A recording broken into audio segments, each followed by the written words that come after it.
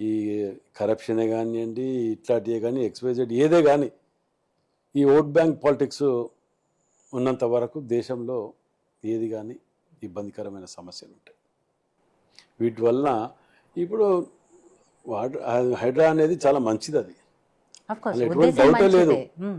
ఒకరిద్దరికి అన్యాయం జరుగుతుందనో దాన్ని పెట్టుకొని ముందు పెట్టి పొలిటీషియన్స్ దాన్ని గేమ్ ప్లే చేయడానికి, దానికి ఎన్కరేజ్ చేసుకోవటానికి ఇవన్నీ పోతుంటే చెరువులు కుంటలు తీయాలనే కదా, మూసిని ప్రక్షాళన చేయాలనే కదా. వాళ్ళు చేస్తే మూసిని ప్రక్షాళన చేయాలంటారు, మేము చేస్తే వెళ్ళి పెడితే ఎక్కడి నుంచి వస్తుంది ఇది?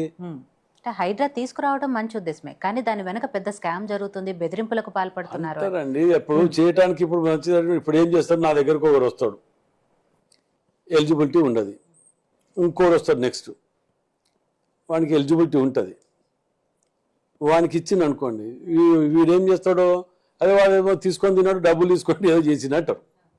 ఇవన్నీ ఓటి చెప్తే ఓటి అబాండాలు వేయటం అనేది అది ఉంటూనే ఉంటాయి, అవి ప్రతి దాంట్లో ఉంటూనే ఉంటాయి, అవి ఉండకపోవడం క్వశ్చనే లేదు.